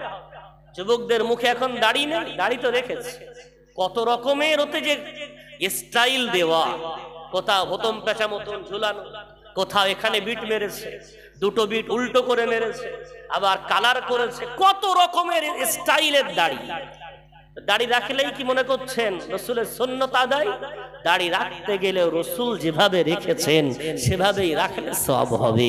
যদি বলা যায় টুপি পরলেই সওয়াব হয়ে যাবে না, বিশ্বনবী যেভাবে টুপি পরতে বলেছেন, রাসূল কারীম সাল্লাল্লাহু আলাইহি ওয়াসাল্লাম টুপি পরতেন, টুপি পরতে হবে। জামা পরলেই সওয়াব হয়ে যাবে। রাসূল যেভাবে জামা পরতেন গাঁটের উপর পর্যন্ত থাকা লাগবে, গাঁটের নিচে নয়। সৌদি আরব থেকে ঘুরে ওখানকার বড় বড় জুব্বাধারী, ওদের পায়ের গাঁটের নিচে সব জামা। ও দেখে এসে বাড়ি এসে পড়া শুরু করেছে, বলছে আমি দেখেছি ওখানে পড়ে। আচ্ছা, ওরা তো শরিয়াত না, শরিয়াত বিশ্বনবীর হাদিস। ওখানে গিয়ে চেয়ারে নামাজ পড়া দেখে বাড়ি এসে মসজিদে চেয়ার লাগিয়ে দিয়েছে সব চতুর্দিকে। আমি অনেকদিন পর একটা ভালো মসজিদ পেলাম, আলহামদুলিল্লাহ। আপনাদের মসজিদে ঢুকে দিলে কোনো চেয়ার নেই, এত ভালো লাগলো। বহুদিন পর একটা মসজিদ পেলাম যে সেখানে কোনো চেয়ার নেই। কি একটা স্টাইল তৈরি হয়েছে, সারা দেশ ঘুরে বেড়াচ্ছে, আল্লাহর সামনে গিয়ে চেয়ারে বসে পড়ে নামাজ। কোথায় পেয়েছে? সৌদিতে দেখেছে। ভাই, আপনার ইচ্ছা মতো শরিয়াত না, দাঁড়াতে না পারলে মাটিতে বসে নামাজ পড়া লাগবে। বলা যাবে চেয়ারে বসে না। চেয়ারে কে বসবে? চেয়ারের ফতোয়া কি? চেয়ারের ফতোয়া হলো মানুষটাকে বসিয়ে দিলে পড়ে যায়, প্যারালাইসিস রোগী, মাজা প্যারালাইসিস হয়ে গেছে, পড়ে যায়, তাই টেক দেওয়ার জন্য চেয়ারে বসিয়ে দেওয়া হয়েছে। কথা বুঝতে পারছেন? সাইকেল চালাচ্ছে, বেড়াচ্ছে, বাজারঘাট সব করছে, মসজিদে এসে ওর যত কষ্ট, তোমার যত কষ্ট হয় মাটিতে বসো, পা লম্বা করে দাও, কোনো সমস্যা নেই, সাইডে বসে। শরীয়তের বিধান, উত্তর দিকে দিতে পারলে দাও, না দিতে পারলে কেবলা মুখিও দাও, কিন্তু মাটিতে বসো, ইশারায় করো। কিয়াম দাঁড়িয়ে, দাঁড়াতে পারলে দাঁড়ানো, এটা ফরজ। রুকু ফরজ, সেজদা ফরজ। কোনো সমস্যা হলে তখন গিয়ে মা, বসতে না পারলে শুয়ে পড়ো। চেয়ারে তো কোনো শরীয়তের বিধানই নেই। তাহলে রাসূল কারীম সাল্লাল্লাহু আলাইহি ওয়াসাল্লামের সুন্নাতকে মেনে নেওয়ার নাম হলো রাসূলের সাথে খিয়ানাত না করা, আর এই সুন্নাতকে ছেড়ে দেওয়ার নাম হলো রাসূলের সাথে খিয়ানাত করা। এতগুলো বাবাজি আছে, ছোট ছোট বিষয় হয়তো, কিন্তু এগুলো না জানলে কত ভুল হতে পারে। এতদিন তো আমরা বাড়িতে আত্মীয় স্বজন আসলে দস্তরখানা ব্যবহার করি না, করি? কথা বলেন, দস্তরখানা ব্যবহার কেন করি না? ওটা কাটা ফেলার জন্য, তেজপাতা ফেলার জন্য, যেগুলো খাই নষ্ট যাতে না হয় ওতে ফেলে দেব, ওই জন্য। দস্তরখান তো এই জন্য নয়। দস্তরখান কিসের জন্য? কোনো খাদ্য পড়ে গেলে এটা তুলে খাওয়া যাবে, ওই জন্য। কুটুম বাড়ির জন্য, আত্মীয় এলে তার জন্য দস্তরখানা নয়। অথচ আমাদের একটা বৃহৎ মানুষ আছে আমাদের সমাজের, দস্তরখানা ব্যবহারই করে, আমলই নেই দস্তরখানার উপরে। কিন্তু জানেন, ওই ছোট্ট একটা সুন্নাতের উপরে আমল হলে ওই সুন্নাত আপনাকে জান্নাতে নিয়ে যেতে পারে। জোরে বলেন। ভাই আমার, বাবাজি আমার, নবী মুহাম্মদ সাল্লাল্লাহু আলাইহি ওয়াসাল্লামের সাহাবারা রাসূলের সুন্নাতগুলোকে এত ভালোবাসতেন, এত মহব্বত করতেন। আবু হুরায়রা রাদিয়াল্লাহু তাআলা আনহু তিনি বর্ণনা করেন, আমার রাসূল আমাকে 3টে নসিহত করেছেন। আমার দৃঢ় বিশ্বাস ওই 3টে নসিহতের উপর আমি আমল এই জন্য করি, রাসূল কারীমের ওসিয়ত যদি মেনে নিই, কিয়ামতের দিন আমার রাসূলের সাথে আমার সাক্ষাৎ হয়ে যাবে। জোরে বলা যাবে। আমাকে রাসূল বলেছেন, ও আবু হুরায়রা, তুমি যখন রাতে ঘুমাতে যাবে, ঘুমানোর আগে বেতেরের নামাজটা তুমি পড়ে নেবে। আমি ওই জন্য ঘুমানোর আগে বেতেরের নামাজটা আমি পড়ে নি। আমাকে রাসূল বলেছেন, আবু হুরায়রা, ইশরাকের নামাজটা তুমি পড়বে। আমি ইশরাকের 2 রাকাত নামাজ গোটা জীবন পড়ি। কেন? বিশ্বনবীর আদেশ অনুযায়ী আমি কখনো ওটা ছাড়ি না। কিয়ামতের কঠিন ময়দানে বিশ্বনবী বুখারীর হাদিসের মধ্যে বলছেন, আমি 3টি জায়গায় থাকবো, 3টি জায়গায়। 4 নাম্বার কোন জায়গা আমি যাব না। প্রথম নাম্বার আমি হাউজের উপরে থাকবো, নাম্বার 2 মিজানের ধারে থাকবো, নাম্বার 3 পুলসিরাতের ধারে থাকবো। এই 3টি জায়গায় আমার কোন উম্মত যদি সমস্যায় পড়ে, আমি তার সমস্যা সমাধান করার জন্য আল্লাহর কাছে আমি শাফাত করব। জোরে বলা যাবে না। বিশ্বনবীর এই সুন্নাত কত লাভ দিতে পারে। রাসূলের জামাই আলী মুরতাদা রাদিয়াল্লাহু আনহু, রাসূলের জামাই মানে কি? জান্নাত তো ফ্রিতে পেয়ে যাবে, জান্নাতের সার্টিফিকেট প্রাপ্ত সাহাবা। কত সহজ দেখেন। আলী মুরতাদা রাদিয়াল্লাহু তাআলা আনহু উযু করছেন। তো উযু করতে গিয়ে, উযুর ফরজ কয়টি ভাই? তো বলেন জোরে। ভয় করছেন মনে হয়, বলেন না, জানা দরকার। কয়টি? 4টি। মাশাআল্লাহ। উযুর ফরজ 4টি। নম্বর 1 মুখমণ্ডল পরিপূর্ণ ধৌত করা, নাম্বার 2 কোনই পর্যন্ত হাত ধৌত করা, নাম্বার 3 4 ভাগের 1 ভাগ মাথা মাসাহা করা, আর নম্বর 4 পায়ের গিট পর্যন্ত ধৌত করা। এই 4টি হলো উযুর ফরজ। এখন কোনই পর্যন্ত হাত না ধুয়ে আলী মুরতাদা হাত ধুচ্ছেন বগল পর্যন্ত। কোন সাহাবা প্রশ্ন করছেন, আলী, রাসূলের সুন্নাত তো কোনই পর্যন্ত, তুমি এত দূর কেন ধো? আলী মুরতাদা বলছেন, ভাই, বিশ্বনবীর বুখারীর হাদিস, আল্লাহর কাছে সবচেয়ে প্রিয় উযু হলো ওই উযু যে উযুটা বান্দা মুকাম্মাল আসবিগুল উযু। রাসূল বলেছেন, কামিল পরিপূর্ণ উযু করো। এখন বিশ্বনবী পরিপূর্ণ উযু করতে বলেছেন।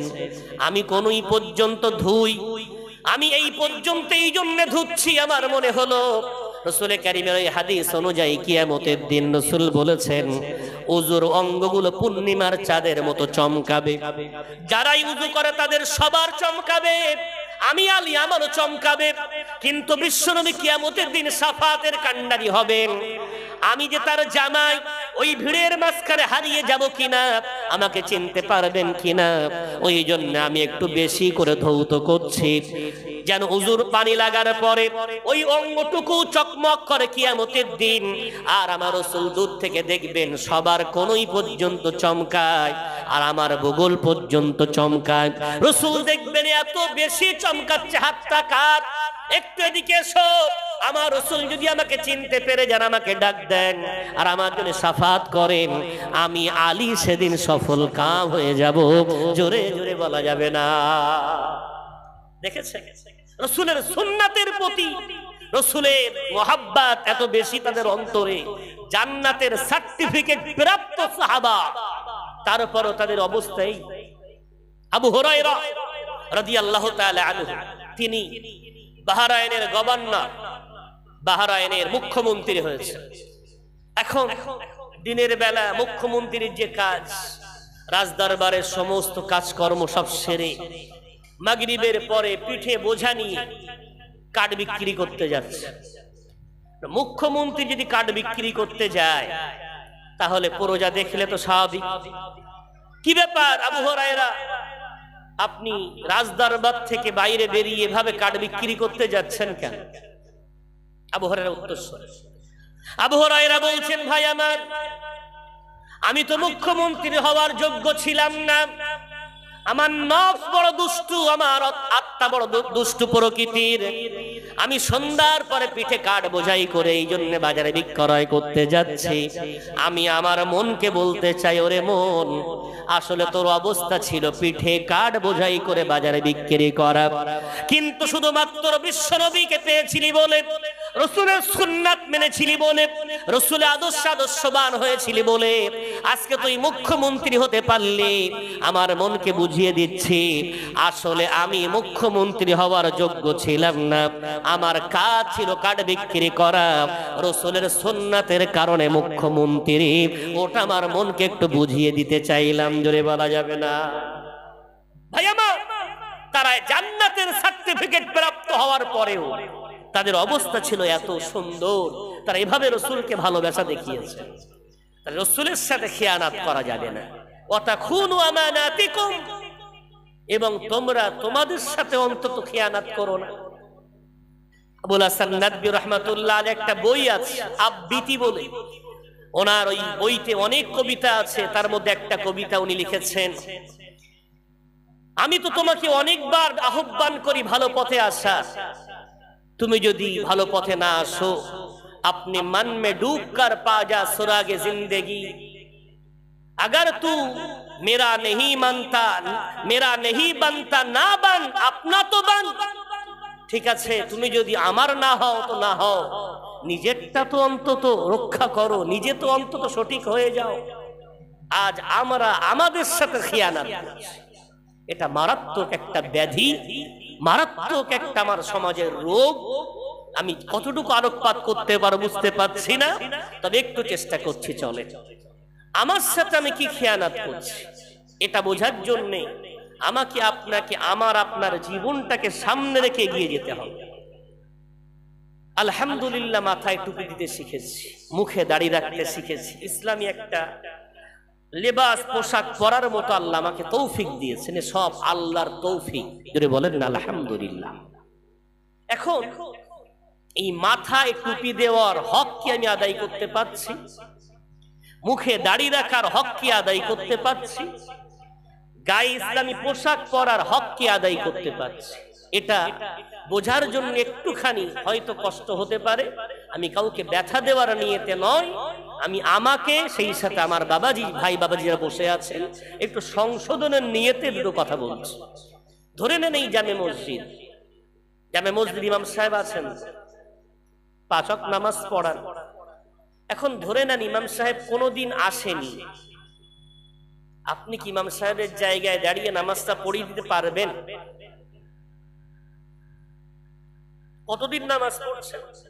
হুজুর আমি তো 20 বছর, আমি 30 বছর, আপনি 40 বছর, আলহামদুলিল্লাহ যান নামাজ পড়ছেন, তো নামাজটা পড়িয়ে দেন না। ইমাম সাহেব আসেন, না বাবাজি আমি ওখানে দাঁড়াতে পারবো না। কি ব্যাপার, ব্যাপারটা কি, এত আতঙ্ক কেন, মনে ভয় কেন, আশঙ্কা কেন?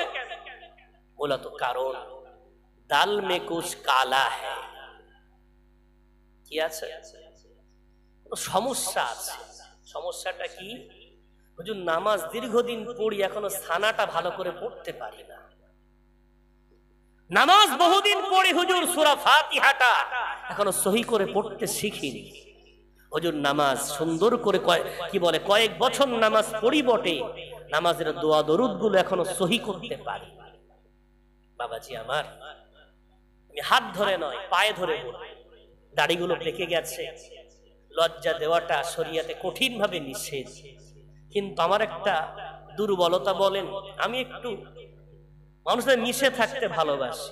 আমাদের 6-7 মাস জলসার বিরাট চাপ থাকে, আর এই 2-2.5 মাস 3 মাস বর্ষার সময় একটু মাহফিলের চাপ কম থাকে। তো কি করি জানে, আমার গ্রামে আমার মাদ্রাসার আশেপাশে যারা সাধারণ মানুষ, তাদেরকে একটু ইসলাম শেখানো। জলসায় তো 2 ঘন্টার বিরাট কিছু বলা যায় না, কি করে তাদেরকে দিন শেখানো যায় এই নিয়েতে আমার ওখানে কয়েকটা সিস্টেম চলে। তার মধ্যে একটা হলো এসো 30 দিনে কোরআন শিখি। কি বললাম? এসো 30 দিনে কোরআন শিখি। তো আলহামদুলিল্লাহ ওই ব্যাচটা আমি প্রতি বছর আলহামদুলিল্লাহ যতদিন শিখিয়েছেন করাচ্ছেন, করিয়ে করিয়ে প্রায় 500-এর মতো নারী পুরুষ সাধারণ মানুষ কোরআন শিখেছে আলহামদুলিল্লাহ। কোন বছর 80 জন, কোন বছর 120 জন, কোন বছর 150 জন। এবছর যেমন 150-এর অধিক, 130 জন শুধু মহিলা আছে আলহামদুলিল্লাহ। তো সেভাবে আল্লাহ শুকর, এদের মাঝখানে এই কোরআন শেখা দিকে আমি জিজ্ঞাসা করি একটু কালিমাটা বলেন দিন। তো বাবা যে দাঁড়িয়ে বলছে, এক চাচিমা দাঁড়িয়ে বলছে, গত পরশুদিন দাঁড়িয়ে বলছে লা ইলাহা মুহাম্মাদুর রাসূলুল্লাহ। কি বলছে? লা ইলাহা মুহাম্মাদুর রাসূলুল্লাহ। ইল্লাল্লাহটা বলতে পারছে। আরেকজন বলল লা ইলাহা ইল্লাল্লাহ, লা ইলাহা ইল্লাল্লাহ। এই অবস্থা। তো আমি জিজ্ঞাসা করলাম এইটাই কালিমা? তো সেটাই তো পড়ি। এখন মেম্বারে দাঁড়িয়ে বক্তব্য দেওয়া তো সহজ, জলসায় বসে বিরাট কিস্সা কাহানি শোনানো তো সহজ। আমার একটা বাবাজি যদি এই কালিমাটা না পড়ার জন্য দুনিয়া থেকে এই অবস্থায় চলে যায়, তার জন্য দায়ী কিন্তু আমাদের মতো একদল বক্তা, আমাদের মতো একদল ইমাম, আমাদের মতো একদল আলেম। কেন আমরা বিরাট বক্তব্য দিলে আমার জাতিকে কালিমা শেখাই। কালিমা খানি করতে বলেছি, কালিমা খানি হলে আম্মা আব্বার কবরে সবরসানি করা হবে, একদম জায়েজ। সবরসানির চেয়ে বড় উদ্দেশ্য আমার পকেটটা ভরে যাবে। কালিমা খানি হলে বাড়িওয়ালা আমাকে 500 টাকা 1000 টাকা সবরসানিতে দেবে। কালিমা খানির বিরাট ফজিলাত বলেছি, কিন্তু কালিমা খানি করার জন্য কালিমা কি করে পড়তে হয় আমার সমাজকে আমরা কিন্তু সেই কালিমা শেখাইনি। কালিমা পড়ছে লা ইলাহা ইল্লাল্লাহ মুহাম্মাদুর রাসূলুল্লাহ, লা ইলাহা ইল্লাল্লাহ মুহাম্মাদুর রাসূলুল্লাহ। ভাই আমার, এই কালিমার প্রথম অক্ষর ছিল লা, টান দিলে মানে হয় নেই। লা ইলাহা ইল্লাল্লাহু মুহাম্মাদুর রাসূলুল্লাহ সাল্লাল্লাহু আলাইহি ওয়াসাল্লাম। পড়েন লা ইলাহা ইল্লাল্লাহু মুহাম্মাদুর রাসূলুল্লাহ সাল্লাল্লাহু আলাইহি ওয়াসাল্লাম। লা মানে নেই, ইলাহা মানে কোন মাবুদ, ইল্লাল্লাহ মানে আল্লাহ ছাড়া, মুহাম্মাদুর রাসূলুল্লাহ মুহাম্মদ সাল্লাল্লাহু আলাইহি ওয়াসাল্লাম আল্লাহর রাসূল, অর্থাৎ ইবাদত করব আল্লাহর তরিকা হবে আমার নবীর। জোরে বলা যাবে না। দুঃখ কালিমা পড়তে পারে না, অথচ কলমা খানি কত বড় চাই 5000, তুমি 10,000, আমি 20,000। আমার বাড়িতে আমরা 50,000 পড়ে দিচ্ছি, লিখে নাও। রাসূলের হাদিস, একবার যদি কালিমা কালিমার মতো হয় ওই একটা কালিমা আপনার জীবনের সব আমলের চেয়ে ওই কালিমাই তৈয়বা পড়াটা আপনার জীবনের সবচেয়ে শ্রেষ্ঠ আমল হতে পারে যদি বলা যায়। এত কালিমা পড়লেন, তাসবিহ যাই স্পিরিট, লা যদি টান না হয় কি মানে হবে জানেন? লা ইলাহা ইল্লাল্লাহ কেউ যদি বলে মানে হবে লা মানে অবশ্যই আছে, ইল্লাল্লাহ মানে আল্লাহ ছাড়া, আল্লাহ ছাড়া মাবুদ আছে। এই কথা যেই বলা হবে বান্দা হয়ে যাবে কাফের। 5000 কালিমা পড়তে হবে না 5 বার পড়েন, 10,000 পড়তে হবে না 10 বার পড়েন, কিন্তু সহি করে পড়েন লা ইলাহা ইল্লাল্লাহু মুহাম্মাদুর রাসূলুল্লাহ সাল্লাল্লাহু আলাইহি ওয়াসাল্লাম। চোখ দিয়ে পানি গড়িয়ে পড়ুক, গায়ের লোম খাড়া দিয়ে উঠুক, কালিমা পড়ার পরে অন্তরে ভক্তি তৈরি হোক। ওই একটা কালিমা ওই মৃত্যু মানুষের জন্য নাজাতের জরিয়া বেনে যেতে পারে, জোরে বলা যাবে। দাল মে কুছ কালা হ্যায়।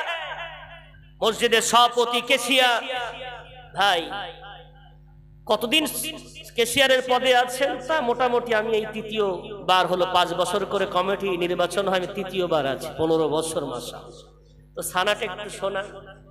সানা মানে বাপ জানি না, নামাজ পড়েন না, সানা জানে। আচ্ছা, বিতরের নামাজে দোয়ায় কুনুত পড়া কি? আল্লাহ মজুরকে তো মানেন? বলে হ্যাঁ খুব মানি। তো মানেন তো বিতরের নামাজে দোয়ায় কুনুত? তা জানি না তো বাপ। দোয়ায় কুনুত পড়া ওয়াজিব। আর ওয়াজিবের মসলা কি? ইচ্ছায় যদি কেউ না পড়ে তার নামাজ হয় না, আর ভুলবশত অনিচ্ছায় ছেড়ে গেলে সুজদা করা ওয়াজিব। মসলা বুঝতে পেরেছেন? অনিচ্ছায় ভুলবশত ছেড়ে গেলে সুজদা করা ওয়াজিব। তাহলে বিতরের নামাজ কতদিন পড়ছেন? 15 বছর। 3য় রাকাতে হাত ছেড়ে পড়েন এই দোয়াটা? বুঝুন না তো কি পড়েন? সুবহানাল্লাহ বলি। কেউ বলে সূরা ইখলাস 3 বার পড়েন। হ্যাঁ, নামাজ নতুন শুরু করলে এমার্জেন্সি অবস্থা আছে। স্বাভাবিকভাবে একটা মানুষ যখন নিঃশ্বাস নেয় তখন তাকে অক্সিজেন দেওয়া হয় না। শ্বাসকষ্ট হলে এমার্জেন্সি কি দেওয়া হয়? অক্সিজেন দেওয়া হয়। কেন? মানুষটা শ্বাস নিতে কষ্ট হচ্ছে, অক্সিজেন। তো নতুন নামাজ ধরেছে, এখন দোয়া দরুদ কিচ্ছু জানে না। তো এখন যতদিন না জানে ততদিন অন্তত একটু সুবহানাল্লাহ আলহামদুলিল্লাহ যা জানে তাই দিয়ে নামাজটা পড়ুক।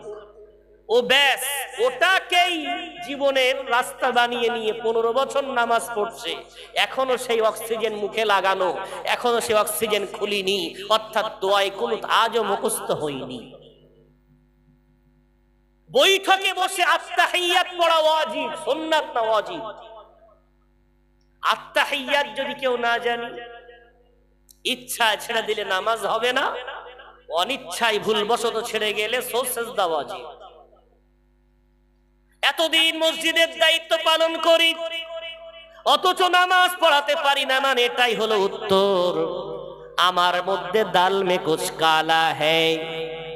অথচ নামাজ পড়ানো বিরাট কঠিন বিষয় নয়। ঈদের নামাজ এবং জুমার নামাজ বাদে সব নামাজ আপনি পড়াতে পারবেন যদি আজকে রাসূলের এই সুন্নতি মজলিসে বসে একটু নিয়ত করে নেন। 5টা সূরা মুখস্থ করব, 5টা দোয়া মুখস্থ করব, 5টা দোয়া 5টা সূরা যদি মুখস্থ করে নেন, সব নামাজ জুমা এবং ঈদ বাদে নিজে পড়তেও পারবেন, অন্য কেউ পড়াতে পারবেন, জোরে বলা যাবে না। কটা সূরা? মাত্র 5টা। আর কটা দোয়া? 5টা দোয়া। সানা, দোয়ায়ে কুনুত, তাশাহুদ বা তাহিয়াত, দরুদ ইব্রাহিম, দোয়ায়ে মাসুরা, 5টা দোয়া। সব নামাজ পড়তে পারবেন, পড়াতেও পারবেন।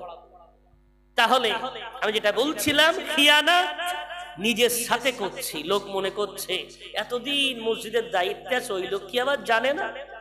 বিশ্বাস করেন সত্যিই জানে না। অতদিন আলহামদুলিল্লাহ বাইতুল্লাহ জিয়ারাত করেছে হাজী সাহেব বলে মানুষ ডাকে, ও লোক কি জানে না? বিশ্বাস করেন কত মানুষ আছেন সত্যি জানে না। তাদের দুঃখটা কোথায়? জানে না নয়, তাদেরকে আমরা জানাইনি, শেখাইনি, শেখানোর রাস্তা আমাদের সমাজে নাই। অনুরোধ করব, আল্লামা হুজুর পালনের নাম নয়, বিশ্বনবী পালনের নাম নয়, বিশ্বনবী মানার নাম, আল্লামা হুজুর মানার নাম, বিশ্বনবীর এই নবী দিবসগুলো পালন করে বিরাট নারায়ে তাকবীর আল্লাহু আকবার না দিয়ে এই নিয়ত কর রাসূলের সুন্নাত নিয়ে আলোচনা হোক। মাথার চুল থেকে নিয়ে পায়ের নখ পর্যন্ত রাসূলের সুন্নাত যেন আমার মাথা থেকে ঝলক দেয়, দেহ দিয়ে ঝলক দেয়। যদি এই সুন্নাতের নিয়তে জলসাগুলো দিতে পারি, ইনশাআল্লাহ কিয়ামতের দিন ওই রাসূলের শাফাআত আমাদের জন্য ওয়াজিব হয়ে যাবে। একটু জোরে বলা যাবে। আল্লাহর ওয়াদা, আল্লাহ গুনাহ মাফ করে দেবেন, আল্লাহ ভালোবাসবেন। কেন? রাসূলের সুন্নাত মানলে আল্লাহ তাকে